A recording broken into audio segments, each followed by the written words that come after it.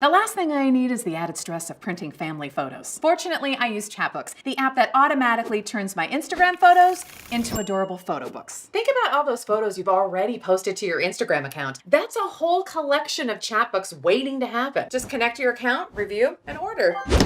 Holy sweet Meghan Markle, it worked! Chatbooks. Live your life and let Chatbooks print it, one $10 book at a time.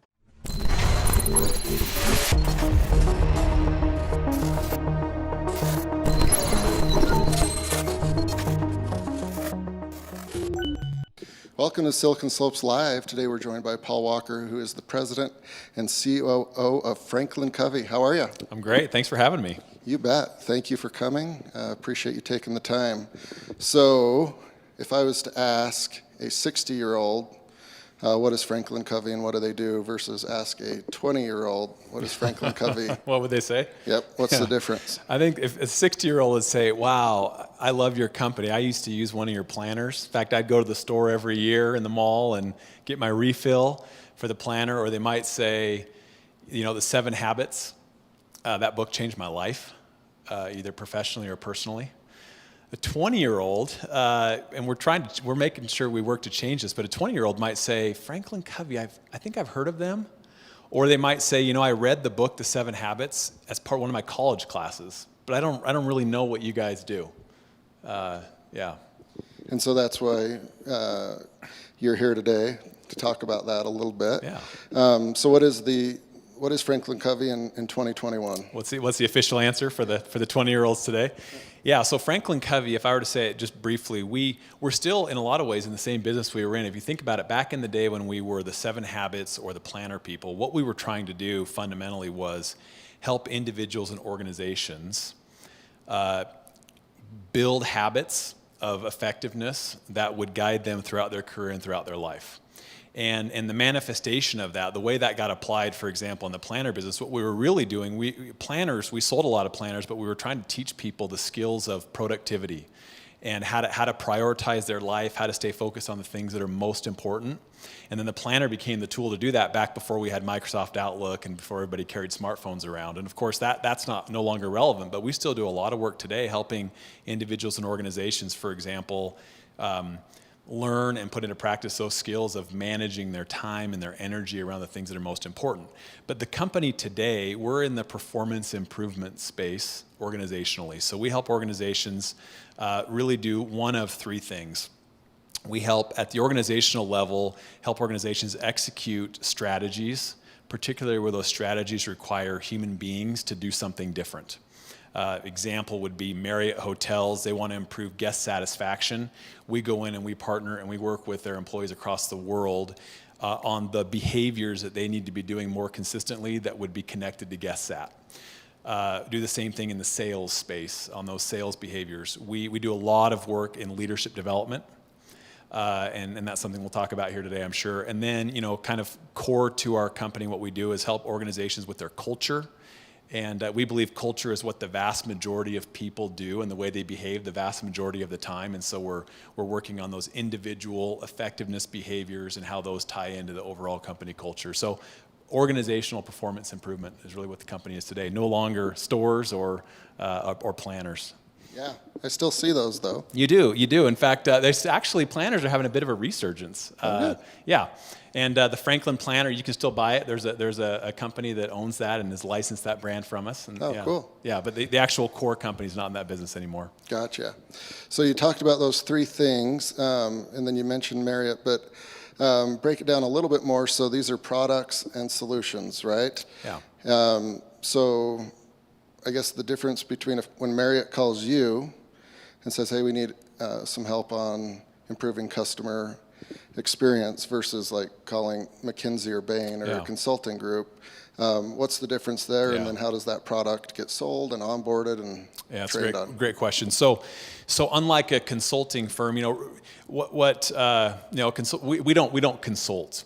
We're not coming in and what we focus on and where we're focused with organizations that we work with is we have kind of 6 or 7 core areas that we help an organization. We think that these are the areas they're kind of the thorniest people-related areas. challenges around how do you get everybody in an organization lined up and moving in a common direction, right? That's a difficult thing to do. How do you lead an organization through a great period of change? That's a difficult thing to do. And we bring our thought leadership. Sometimes we bring thought leadership in from outside experts. We codify that into a training program, and then we roll that out either for our organizations, or we certify people inside their organizations to do that. Increasingly, it's very technology enabled. It used to be you'd go away for a day or 2 or 3 to a hotel ballroom and sit through training, right? That was the way the 60-year-olds did it. Now it's very much just in time. It's very technical. It's live online. It's self-paced. We deliver everything on a technology platform that supports multiple learning modalities. But at our core, we're delivering learning to individuals on topics that are connected directly to organizational performance. That makes sense. Great answer. So a prospective client will visit the website and see the various products and services, and it sounds like they're very flexible in what they get to choose, and once they've chosen it, they can roll it out in all sorts of varieties. Yeah, they might visit our website. We have just under 300 salespeople that are out there calling on clients all the time as well around the world. We're a very, very global company. So we operate in more than 140 countries through a combination of offices that we own and operate ourselves, and then a licensee or a franchisee network. And so our salespeople are out there calling on organizations as well. And depending on who we're selling to, we sell to learning and development folks, but we also sell to a lot of chief executives and executive teams. And their needs are different. And so the solution that we might propose to them is different depending on the different types of buyers that we're selling to as well, and what they're trying to accomplish. Yeah. So, possible sales in the works. You've got your client on the line, and they're obviously going to ask questions, right? And then you're also going to ask questions to verify the best fits. How does that go to kind of customize the products for them? I assume it's a lot of listening. Mm-hmm. Did folks go and interact with them face to face and get a day in the life of this executive? How deep do you guys go to decide on what products to offer? Yeah, that's a great question. So we actually, one of the things that we do, one of the offerings we have for our clients is a sales methodology. It's called Helping Clients Succeed. And our premise, in fact, we call our salespeople client partners for a reason. Yes, we want to make a sale, absolutely, but we are very interested in becoming a partner with that client, metaphorically, trying to get on the same side of the table as them. And so the way that we sell and engage is through a lot of questioning, trying to diagnose always before we prescribe, to understand. Oftentimes, we find that clients will come to us and they think they know what they want, but interestingly enough, they're not exactly sure why they want it, right? They haven't been, and so a good salesperson will help distill down and kind of peel that onion until there's shared clarity on, we could help train your leaders, but to what end, right? What metric are you trying to move, or what are you trying to accomplish? If you had perfect leaders, what would that allow you to do tomorrow that you can't do today? And it's once we understand that, we know exactly which solution to prescribe, and then we both know what will it look like when we're successful. And for us, that's a big deal. We need to be able to come back and demonstrate, whether it's 6 months or 12 months or however long later, look back and say, hey, did we accomplish with you the thing that you were trying to accomplish? Did we move the metrics that you wanted to move? Yeah. So I imagine some of these folks, when they reach out to you, they're fairly miserable, right? They can't nail down the leadership, or they can't nail down the scaling. They're reaching out because you guys have solutions, right? Yeah. And they have a problem. And so oftentimes, at least when I'm in that situation, I don't really want to talk about it anymore. I'm like, can you just do it? But that's not the answer, right? They're going to have to bite the bullet and go through all of their problems and details to find the right solution. Yeah, that's a great point. I sold for the company for 6 or 7 years earlier in my career. I've been with the company a long time. And I got burned a couple of times where I ate that marshmallow too quickly and didn't push through past. We could just come do something for you, but it's going to be more beneficial to you and to me if we can get vision lock on. Let's just spend a little more time here and get clear on exactly what we're trying to accomplish. It's 7 habits. Begin with the end in mind. What is the end that we're trying to accomplish here? And I think the best salespeople do that really well. They don't overdo it. right? You don't want to take somebody and just drag them through a process for the sake of doing it, but there is a point you need to get to there. Yeah. And so you talked about, success, 6 months, 12 months. I assume you've got clients that are long-time clients, and then, certain campaigns or whatever have results. And, you've never had better tools to track all that and keep tabs on that. But what are some of the interesting, I have to mention names, but like case studies of some cool, from problem to endpoint, what were some cool data points and results that were achieved, and how were they achieved? Yeah, as I answer that, to the metrics point, one of the transformations that has happened at Franklin Covey over the last 5 years is we've moved into we're a subscription company, and increasingly a SaaS company, and so we used to engage with a client where we would just identify that one problem they had, and we would bring that one solution we had to that one problem. But in the process of trying to identify that one problem, we'd uncover 7 different things they were dealing with.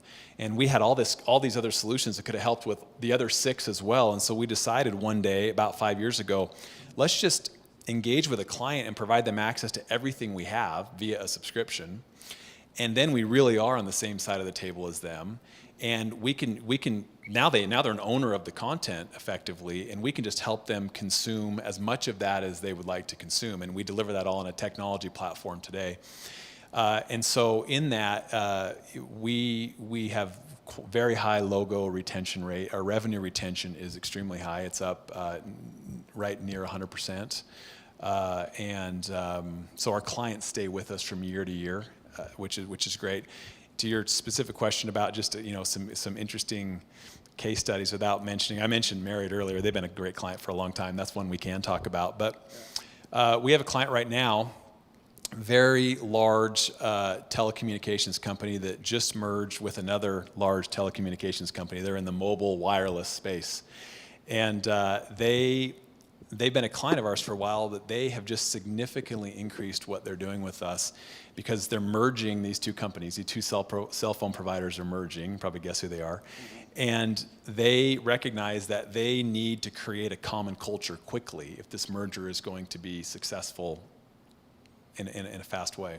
And so we have a whole set of content around trust, and how do you build trust and get that into the whole fabric of your culture. And so they're using our trust content. It's called The Speed of Trust. Stephen Covey's son, Stephen and Mark Covey, wrote a book a few years ago about the speed of trust. And they're using that content, and they're taking it to 75,000 employees over the next year and a half or so as they establish this new culture in the 2 integrated companies. So that's just an example of the kind of work that we engage with our clients. That's a great example. And about year ago, maybe 9 months to a year, somebody from one of those companies had a shirt on with a yellow logo. Yeah. And was talking about what the pink logo's phone options were.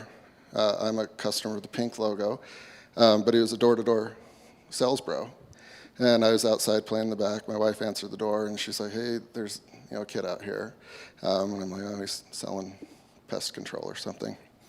The pricing on his little tablet was different than the pricing that I already had, and he didn't know that I had a discount, like a special account. I'm like, "Well, so who do you work for?" Exactly. And it wasn't his fault, right? Like, it was fresh. He's like, "Well, it's merging and all of this." So I get why they've hired you. Well, and you think about an example like that. For an organization to pull off the technical side of that integration, you've got to get to a point where people who saw themselves as competitors not that long ago to come together and get a shared vision pretty quickly. And that requires individuals who aren't even leaders to get there, but it also requires, think of the behaviors those leaders have to bring to bear. I mean, so there's definitely a human dynamic to this, and the way people lead, the way they engage each other, the type of culture that gets created, and that's what Franklin Covey does today. And some of that's through training, some of it's through assessments, some of it's through coaching, number of different ways to get that job done. But at the center of that all is really some great content that causes you to rethink, rewire your brain a bit, and then introduces some new behaviors and some tools that you can use to support that shift. Yeah, if you don't have process tools, services like you, it is a nightmare, I would assume. And some interesting ones, like the Baby Bells. One of them turned out to be Verizon. Yeah. And then as Verizon was competing with the rest, they started acquiring their competitors. And with each one, they had to go through this. Yeah. And they were doing big acquisitions year over year. And I think they rebranded as Verizon in 2000 or 2001. And then it was easier. But for them, I can't imagine the constant struggles. Maybe applicable to this, to Silicon Slopes, is the inverse of that is the company that starts small, very genius founder, and has rapid growth, and all of a sudden has to bring in lots of new people to fill roles that you didn't need in the early days, but now you need them as you have a maturing customer base. It's the same type of challenge. How do you integrate those new employees? How do you make sure that as a leader you're able to communicate? We wouldn't presume to think that we would know anything about your strategy, but when it comes to how do you communicate that, how do you get people bought in when you do have to make a big shift or a change? That's difficult for an organization. And how do you do that in the most effective way so you don't lose days or weeks or months of productivity as people try to grapple with, why are we doing this? And so, that's just it's a never-ending, changing business environment you're in, whether you're Verizon or whether you're the young startup. Yeah, you're right. The young startup growing and scaling is much more applicable, and that's why you guys have like a pretty big tool chest of tools and options, all the way from the grumpy, old stodgy CEO to the younger one, and everything in between. And so you guys have to stay sharp and evolve your products and your solution offerings to the market, and it changes a lot faster than it used to, I get the impression. It does. In fact, in the last few years, last decade or so, we've spent more than $120 million on product development, making sure that the legacy, we don't want to lose our heritage. I mean, the 7 Habits, the 7 Habits is selling more books today. It's in its 30th year than it did in what you might have thought of was the heyday. I mean, this has just been a juggernaut. And so we're on the fourth, soon to be the 5th version of the training version of how you implement 7 Habits inside an organization to create common language and common ways of working. And so, that product development's directed towards keeping those legacy blockbusters going, the new content on new topics we want to bring to market, and then increasingly a significant portion of that's going into technology. As I mentioned earlier, we don't come and sit in a room like this, and that's just not the way it is anymore, or it certainly won't be the way it is in the future. And so how do you deliver that technology to people on their phones, in the seams of their work day? And so it does require a lot of investment and ongoing investment.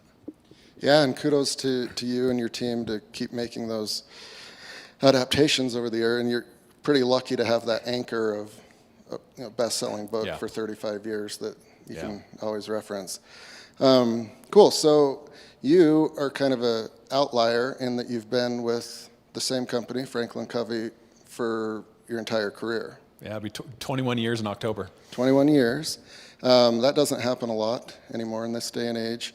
Was that by design? And if not, just give us a quick rundown of how you've progressed to your current role as president and CEO. Yeah, so COO.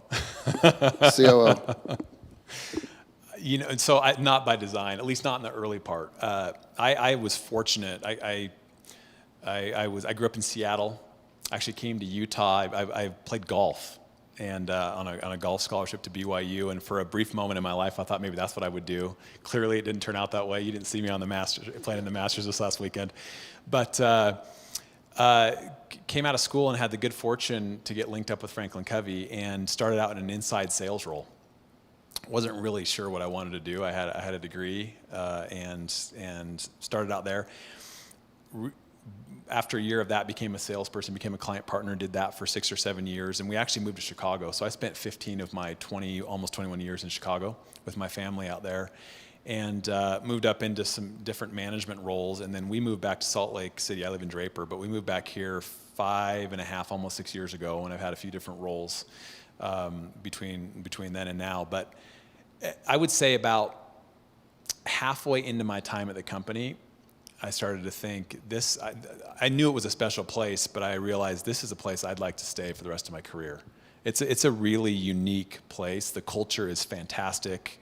The people are wonderful. The content you're around, you kind of live in the soup every day of this great content, and it impacts your life professionally, but personally. I'm a different dad and a different husband, I'm sure, because of being around what we do all the time. So I would say it was totally by accident, and then it's by accident I'm in the role I'm in right now, right place, right time. But I love it, and I hope to stay here a long time. Yeah, that's awesome, because you're still young, so you may end up with like 35, 40 years, theoretically. Yeah. Yeah. People in the company probably don't want that. But And my guess is there wasn't a lot of luck in ending up where you are. Real quick deviation.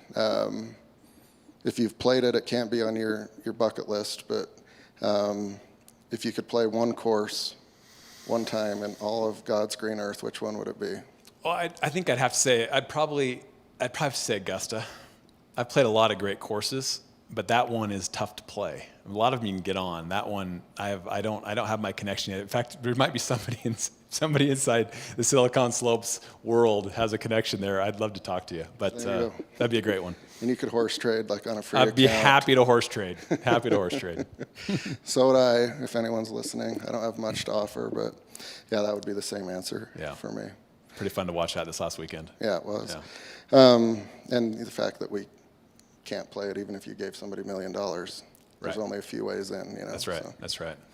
All right, so you guys are a publicly traded company. We are. And most folks that are participating in these events aren't. They might aspire to be, but it comes with its own set of challenges. And I think a lot of people are familiar with those. They might not know how challenging they are, but there's a dog and pony show 4 times a year, earnings.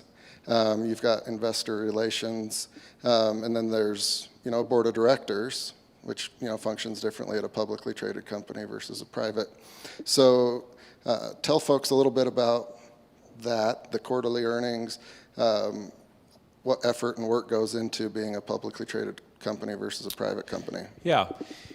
So we are public. The company's been public for, nearly 30 years. The Franklin Covey today is the merged entity that was formerly the Franklin Quest organization. That's where the planners came from, and then the Covey Leadership Center. So you kind of had Salt Lake and Provo. And the Franklin Quest organization had gone public before the two companies merged. That all happened before I came to the company. But so we've been public a long time, and it is interesting. And there's good and challenging that comes with it. You 4 times a year you get ready for earnings. The most important way you get ready for earnings is you make sure you had good earnings. And that's probably one of the most unique challenges is you do have this kind of 4 times a year quarterly drumbeat rhythm to, hey, we've got to go out and tell the world how we're doing. And the world does judge you based on what happened in 90 days. And a lot of times that can run counter to where you need to take the business for the long-term health of the business, or what you need to do to really take care of customers. We recognize, as I mentioned, just an example, a little over 5 years ago, almost 6 years ago now, that we needed to fundamentally change the way we engage with our customers. Pre-subscription, we accounted for our revenue a certain way. We accounted for it at the moment we sold it or delivered it. And of course, much of your audience would know that you account for it very differently when it's a subscription or a SaaS business, right?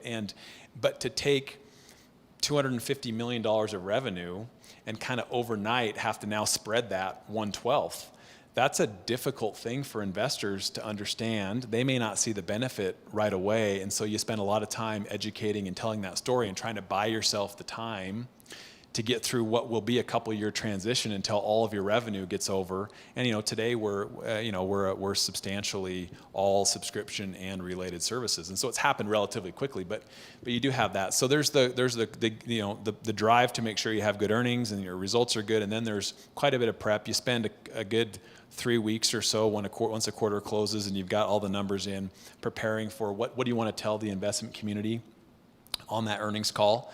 And in our case, you write out the full script, right? Because that's all you need to be covered there. And so you literally write out what you're going to say on that earnings call.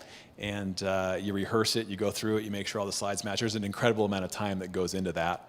And then in the in-between times, you're meeting with investors, with analysts. There are formal times that you engage with them at investor conferences and things like that. You're out there trying to recruit new investors all the time. And so you tell your story a lot. Not dissimilar probably to the startup that's trying to raise money too, right? You get really good at telling your story and pitching the organization. You just have this other set of, you have shareholders and the street. Yeah, and it could be punitive, right? Like you might have the greatest product rollout, but it's 200 days, not 90, and you have to sell that, right? Yeah. And if somebody's like, well, I don't think that's right, sell, you know? And that's what you guys have to, I think it's a lot rougher, obviously, than if you don't have to worry about that big component over there. Yeah. Yeah, I mean, there's anybody who's leading any organization has got pressure, but it does add just a little bit of extra different dynamic there. Well, I hope you take the day after the call off and go golfing. I'm going to do that. I'm sure when you guys hang up that phone call on that, it's you like, do. You go to dinner that night. Yeah. You're like, okay, all right, we did it. See you again in 3 months. Yeah. All right, so we'll talk about a cool partnership that we've got in the works, but what's the future for Franklin Covey that is exciting for you? Any new solutions, products? What's the vision? Yeah, all the time. For us, our strategy, there's 4 areas we're focused. One is to continue to make sure that we're recognized as a thought leader in the areas that are most germane to what we do. And so that's that. You know, we publish a lot of books. In fact, you know, we've sold more than 40 million books as a company. Just to put it in perspective, you got to sell about 250,000 to get bestseller status. We've sold 40 million across the different titles. So there's a cadence and a rhythm there about getting our stuff placed in business magazines, online, blogs, books, etc. That's a big one. Growing our sales force is a big focus of ours. We you know, nearly 300 salespeople is just kind of a drop in the bucket, given the size we hope that and expect that it will be one day. And then a lot of time into new product development and then technology investment to make sure that we're not just at parity, but we're beyond parity in terms of how people can deploy and consume content at scale. This organization we talked about earlier, they got to get this out to 75,000 people. And historically, your choices have been bring people in and do like a multi-day intensive thing. Well, that doesn't work anymore. Or have them watch a video or do something really light touch. The problem there is there's no behavior change that happens. And what that organization needs, they really need people to change behavior. And so we're really, really focused on how does technology come to bear so that it's an experience that people have that is more of a journey they're on as opposed to just a point in time, 20-minute sheep dip, to where the behavior really does change. And so I think you'll see us be quite aggressive out there looking at acquisitions. We're not a tech company. We're not a tech company in terms of we don't have a lot of tech developers, but we are a tech company in that we need technology. And so we have made some acquisitions. We'll continue to do that on that technology front. And then it's always content. Increasingly, we used to develop all the content ourselves. Increasingly, we do develop some of it. We also go outside and we license. So we did a deal with a woman, a really well-known thought leader named Liz Wiseman, about a year ago. She wrote a book called Multipliers and how leaders, the premise is that there are certain leaders that just unleash the collective genius of their people in the way that they engage them. And then there are other leaders, not because they're bad people, but they actually have a real stifling effect on the people around them, and they don't get anywhere near the full potential from their people. So that's an example where we licensed her content. She's a partner of ours now. We didn't buy her company, but then we Franklin Coveyized that and developed a full suite of offerings, and we put that into our leadership solutions that we sell to clients. So a bit of both, but I think you'll see in the coming years that we'll continue to be very active, and we'll spend a lot of money on content and technology. Great. Sounds fun. Yeah, it's fun. Good roadmap. Yeah. Are you ever going to write a book? That's not my gig. They don't let me in front of clients, and they don't let me write a book. No, That's not my sweet spot. We have really talented people to do that, and I'm not one of them. It's a good gig if you can get it, if you can keep It selling is a good that gig. much. Yeah. Very cool. We are going to enter into a partnership with Franklin Covey, Silicon Slopes, and Franklin Covey are going to have some cool leadership, training, development content out there. TBD on the name and the button of what it'll be on our website. But talk a little bit about what kind of content will be on with this partnership, and who would it really cater to? Yeah, okay, great, thanks. Well, and really thank you to the organization for inviting us to participate. We're honored, we're very grateful. I think the idea is Silicon Slopes, just looking at all the different services you provide to your constituents now, and looking for how to expand that and add the most value possible. This idea was born of, hey, we could help together provide a leadership development opportunity for leaders inside many organizations in the area here. And so we're excited to do that. We know a thing or two about that. That's kind of our sweet spot as an organization.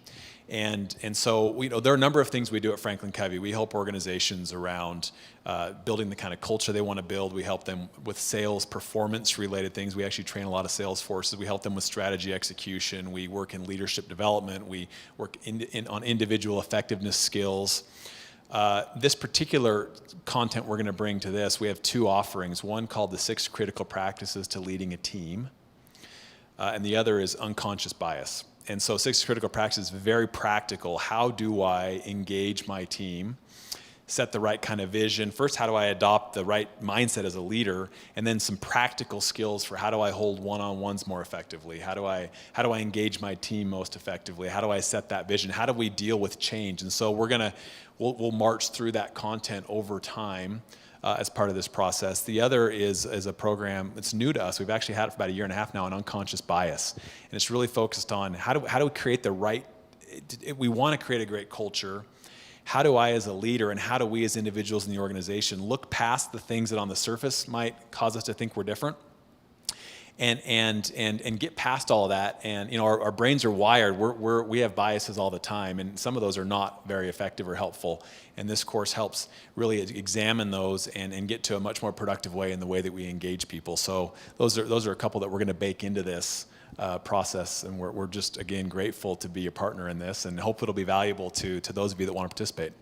Yeah, absolutely, and we're excited as well, and we're lucky that we have a preeminent leader in this industry that's just in our backyard, and both of those content pieces are very applicable to our audience, and they'll find a ton of value out of that. So this will be fun, and we'll iterate as needed and try to provide as much value and service going forward. So thank you so much, Paul. Appreciate your time being here. Look forward to Franklin Covey's continued success.